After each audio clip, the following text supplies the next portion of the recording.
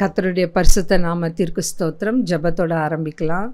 நேற்றும் இன்றும் என்றும் மாறாதவராய் இருக்கிற நல்ல தகப்பனே, இசப்பா, நாங்கள் வேதாகமத்தில் பெண்களை பற்றி பார்த்தோம் ஆண்டவரே.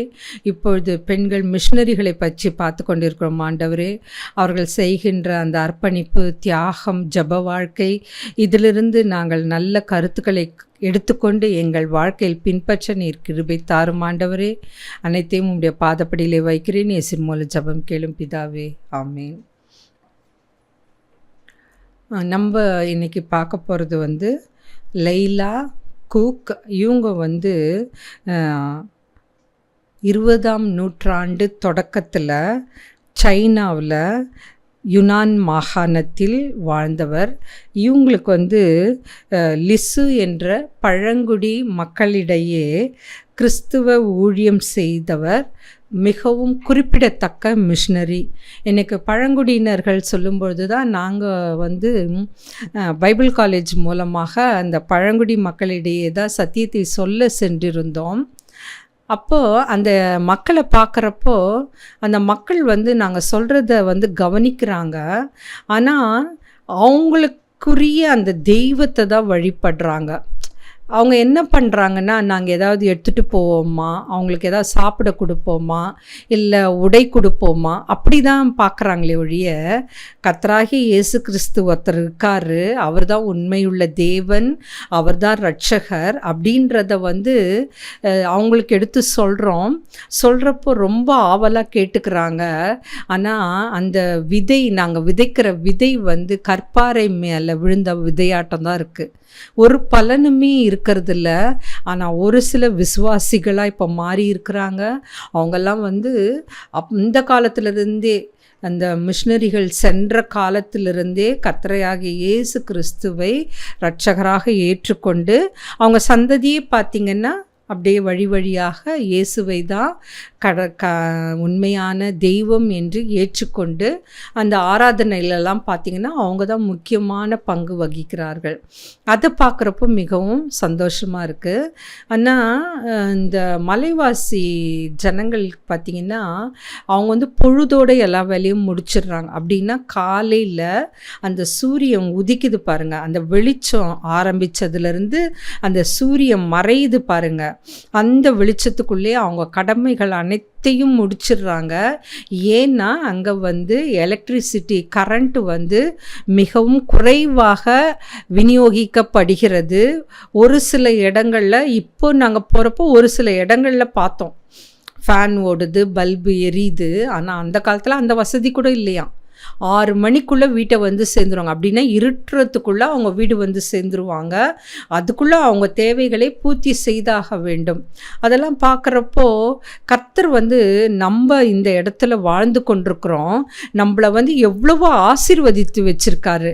நம்மளுக்கு ஏதாவது குறை இருக்கா பாருங்களேன். நல்ல வேலை, நல்ல படிப்பு, நல்ல ஒரு சுகாதாரமான வாழ்க்கை முறை, அதுக்கப்புறமா நல்ல பெற்றோர்கள், நம்மளுக்கு தேவையான எல்லாமே, படிப்பு, உண்ண உடை, இருக்க இடம், எல்லாமே கர்த்தர் கொடுத்துருக்காரு.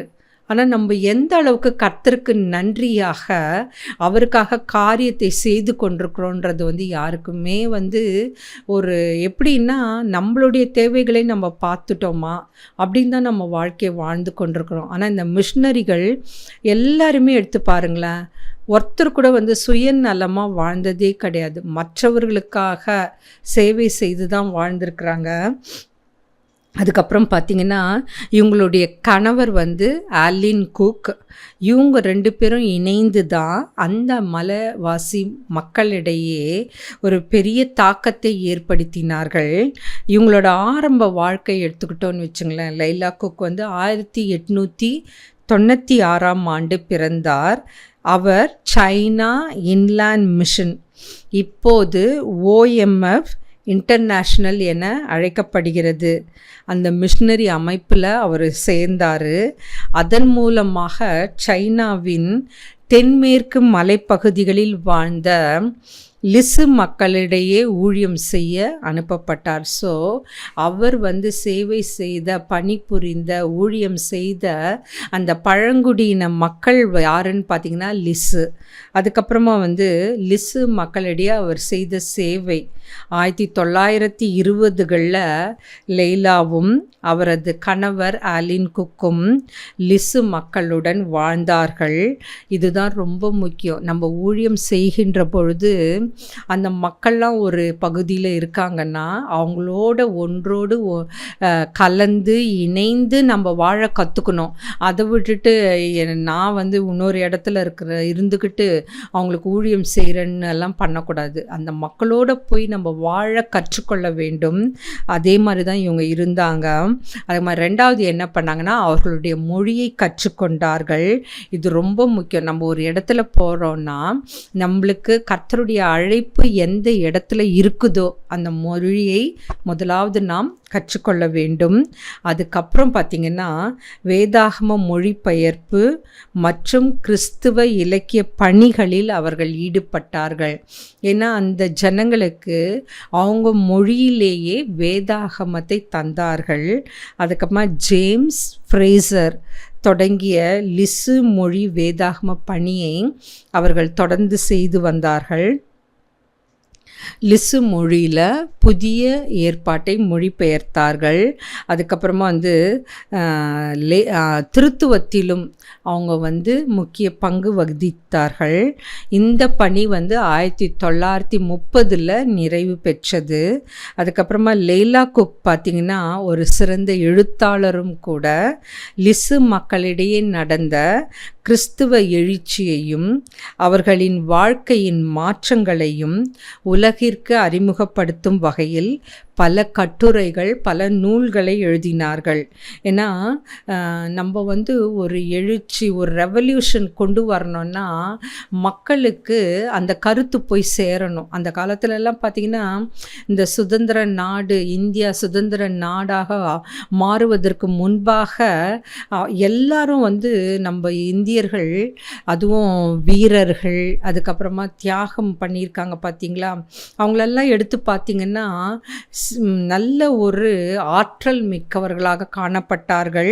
அவங்க அவங்களுடைய சிந்தனைகளை, அவங்களுடைய எண்ணங்களை எழுத்து வடிவத்தில் மற்றவர்களுக்கு சென்றடையக்கூடியத்தக்க அந்த ஒரு நிறைய ஆற்றல் நிறைந்தவராக, படைப்பாற்றல் மிக்கவராக காணப்பட்டார்கள்.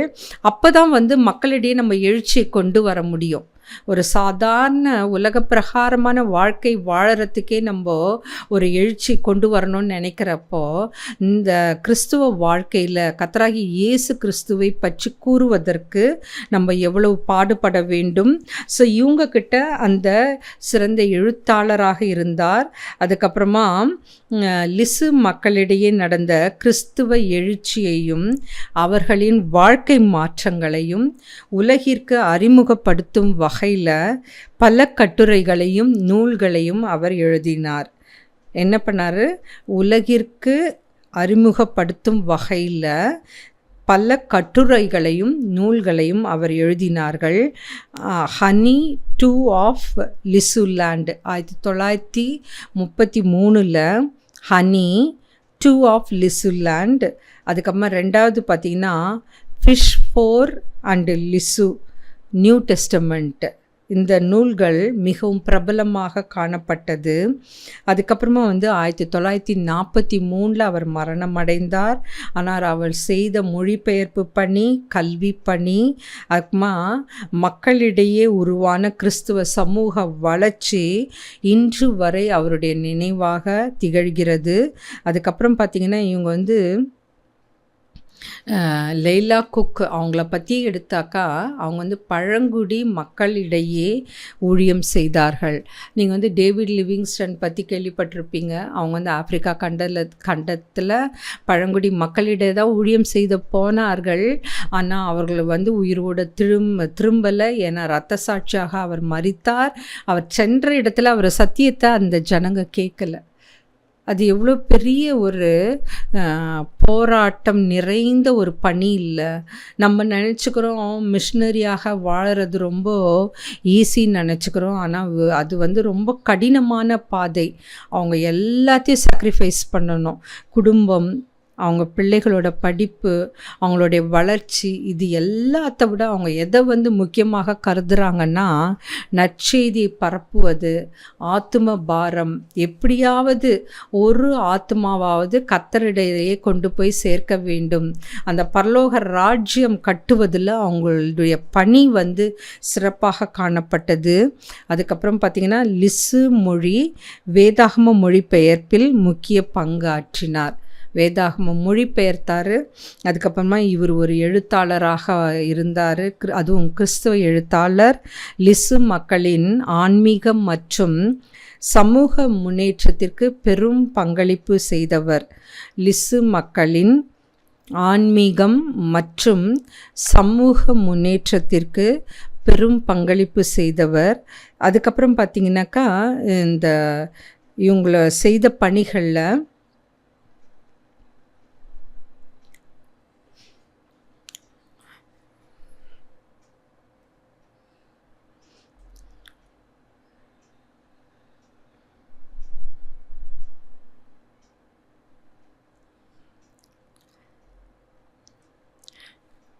இவங்க வந்து இளம் வயதிலேயே பார்த்திங்கன்னா அந்த கிறிஸ்துவ சேவைக்காக தன்னை அர்ப்பணித்தார். அதுக்கப்புறம் இவங்க பார்த்திங்கனாக்கா இவர் வந்து வரலாற்றில் மிகவும் குறிப்பிடத்தக்க ஒரு மிஷினரியாக இடம்பெற்றிருந்தார். இவங்க வந்து பழங்குடி மக்களிடையே, அந்த பழங்குடி நம்ம என்னன்னு பார்த்தோம், லிசு பழங்குடி மக்களிடையே பல ஆண்டுகள் அர்ப்பணிப்புடன் ஊழியம் செய்தார்கள்.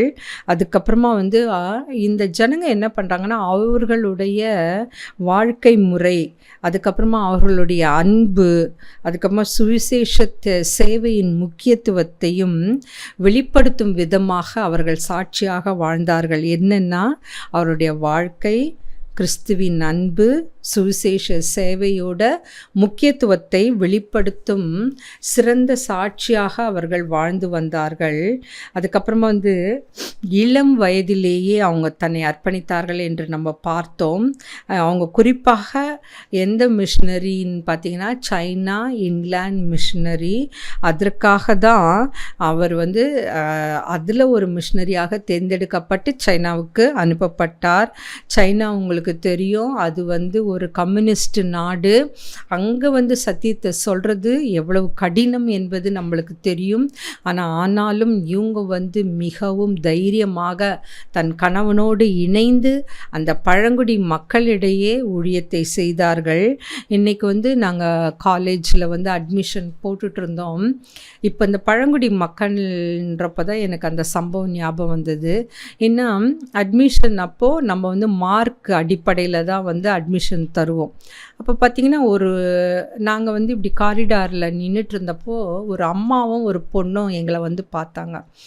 அப்போது அவங்க சொன்னாங்க, மேடம் நான் இந்த மாதிரி அப்ளை பண்ணியிருந்தேன், ஆனால் எனக்கு வந்து எந்த குறுஞ்செய்தியோ இல்லை காலோ வரல, நானாக தான் கிளம்பி வந்தேன் கவுன்சிலிங்க்குன்னு.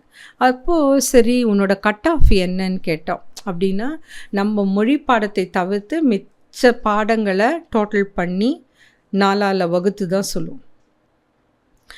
இதில் வகுக்க வேண்டாம், ஏன்னா நாங்கள் பர்சன்டேஜ் பார்க்கல. அதனால் அந்த 400க்கு எவ்வளோன்னு தான் சொல்லுவோம். அது கூட அந்த பொண்ணுக்கு தெரியல. கட் ஆஃப்னாக்கா கட் ஆஃபா அப்படின்னு கேட்குறா. அதுக்கப்புறம் என் கூட இருந்த ஒரு அண்ணா அதை சொல்லி கொடுத்தாங்க, எப்படி நீ செய்யணும் அப்படின்னு. எனக்கு வந்து அவங்கள பார்க்குறப்போ ஆச்சரியமாக இருந்தது. ஏன்னா அந்த அம்மாவுக்கு எதுவுமே தெரியல. கூட அவங்க தாய் வந்திருந்தாங்க. அந்த அம்மா சொல்கிறாங்க, மேடம் எங்களுக்கு எதுவுமே தெரியல, நீங்கள் தான் கொஞ்சம் ஹெல்ப் பண்ணணும் அப்படின்னாங்க. உடனே நான் என்ன சொன்னேன், அந்த டியூட்டி பார்த்துருந்த ஒரு ஸ்டாஃபை கூப்பிட்டு இவங்களோட கட் ஆஃப் 254, இன்றைக்கி வந்து 251 வரைக்கும் அட்மிஷன் இருக்குது. அதனால் என்ன ஏதுன்னு விசாரித்து அவங்கள கொண்டு போய் உட்கார வைன்னு அனுப்பி வச்சேன். அதுக்கப்புறம் அவங்க அந்த கட் ஆஃப் இன்னும் கூப்பிடலை அப்படின்னாங்க. சரின்னு உள்ளே போய் உக்காந்தாங்க.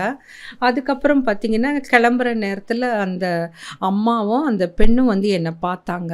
அப்போ சொல்லிச்சு, மேடம் எனக்கு கிடைக்கல, நான் அப்ளை பண்ணதே 2 கோர்ஸு, அந்த 2 கோர்ஸில் வந்து அந்த கம்யூனிட்டிக்கு சீட் இல்லைன்னு சொல்லிட்டாங்க அப்படின்னு.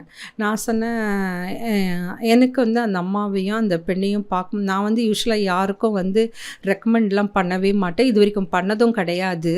ஆனால் அந்த பெண்ணையும் அந்த அம்மாவையும் பார்த்தப்போ எனக்கு கொஞ்சம் மனசு பாரமாக இருந்தது. ஏன்னே தெரியல. ஆனால் நான் சொன்னேன், சரிம்மா உனக்கு வந்து தகவல் சொல்லி அனுப்புகிறோம். ஏன்னா இப்போ மெடிசன், என்ஜினியரிங், அந்த கவுன்சிலிங் எல்லாம் நடந்ததுனாக்கா நிறைய அதிகமாக மார்க் வாங்கியிருக்கிறவங்க வந்து கோர்ஸை டிஸ்கண்டினியூ பண்ணிவிடுவாங்க. அப்படி ஒரு சந்தர்ப்பம் அமையும் பொழுது கண்டிப்பாக உனக்கு தகவல் சொல்கிறேன் அப்படின்னு.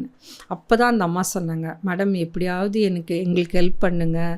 நான் சொன்னேன், கண்டிப்பாக மார்க் அடிப்படையில் தான் சேர்ப்பாங்க. உங்கள் பெண்ணோட அந்த மார்க் இன்றைக்கே வந்துருச்சு, ஆனால் கிடைக்கல.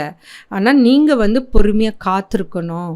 என்னடா கிடைக்கலையேன்னு வருத்தப்படக்கூடாது, பொறுமையாக இருங்க, லாஸ்ட் டே வரைக்கும் பொறுமையாக இருங்க அப்படின்னு சொன்னேன். ஆனால் என்னால் அஷூரன்ஸ் தர முடியல, கண்டிப்பாக சேர்த்து விட்றேன்னு சொல்ல முடியல.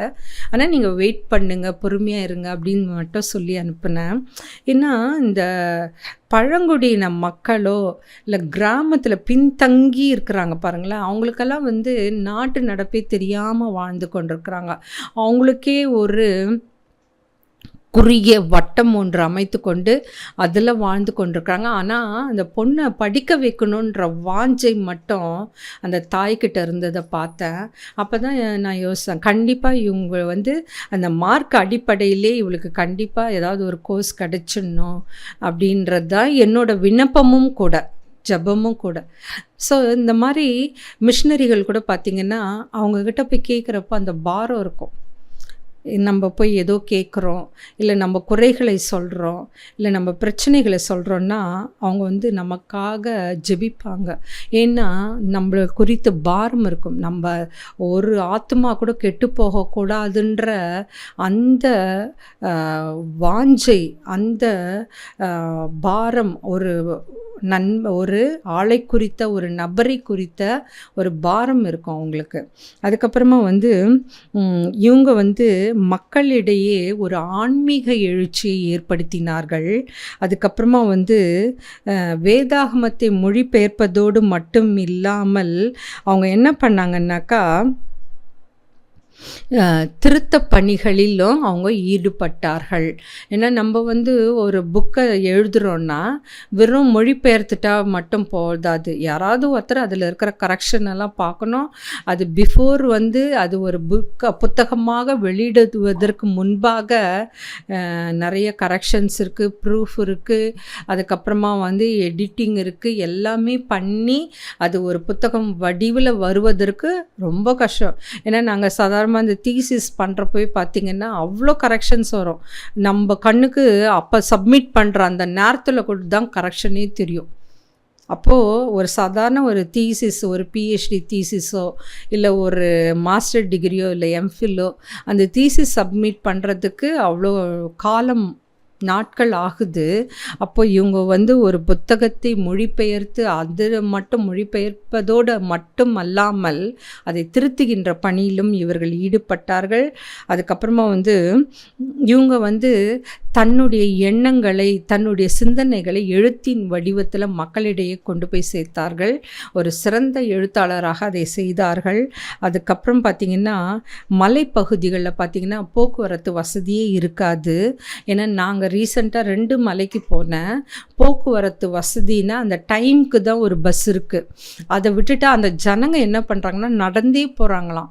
எனக்கு பார்க்குறதுக்கு ரொம்ப கஷ்டமாக இருந்தது. என்னடா இவ்வளோ தூரம் நடக்க, நாங்கள்லாம் வேன் வச்சுட்டு போனோம்.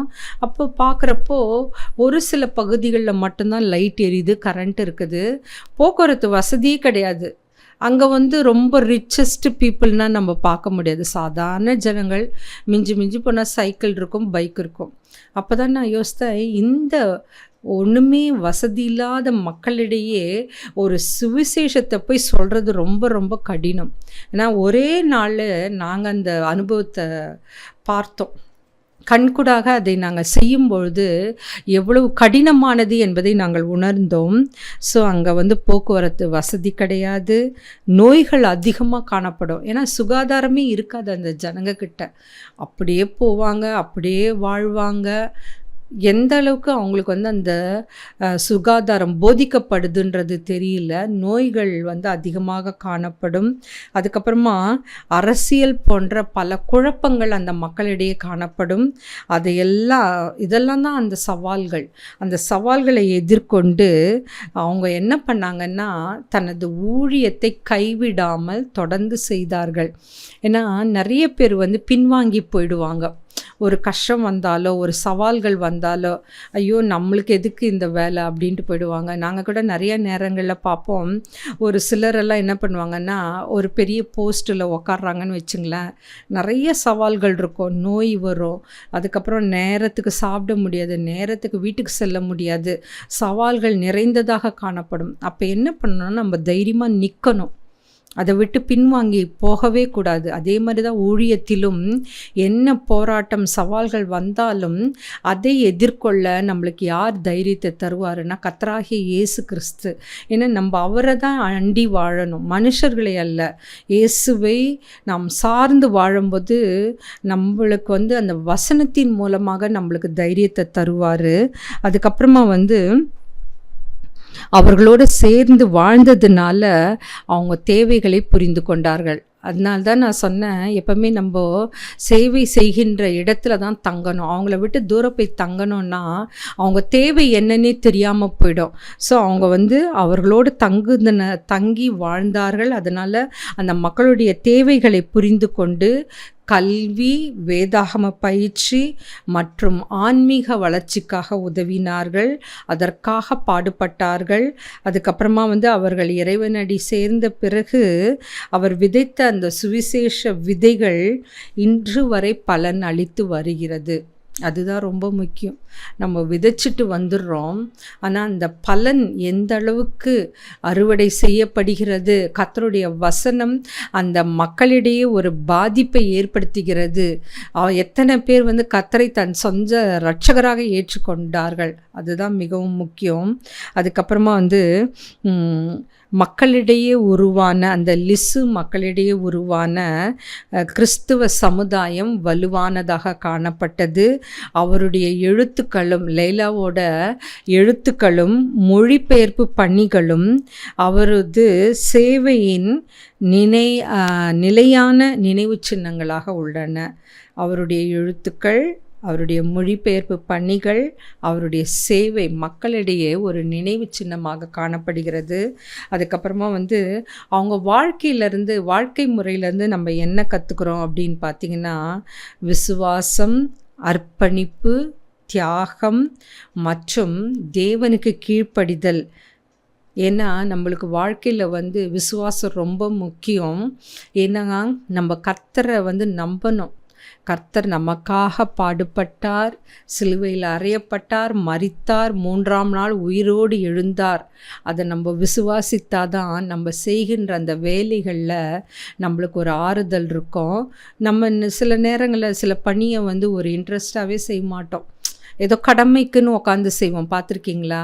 அப்போ நம்ம கர்த்தராகிய இயேசு கிறிஸ்துவை அவரை தான் நம்மளுக்கு ரோல் மாடலாக எடுத்துக்கணும். அவர் பாருங்கள், பிதாவுடைய சித்தத்திற்கு கீழ்ப்படிந்து இந்த உலகத்தில் மனிதனாக பிறந்து நம்மளுடைய பாவங்களுக்காக ரத்தம் சிந்தினார்.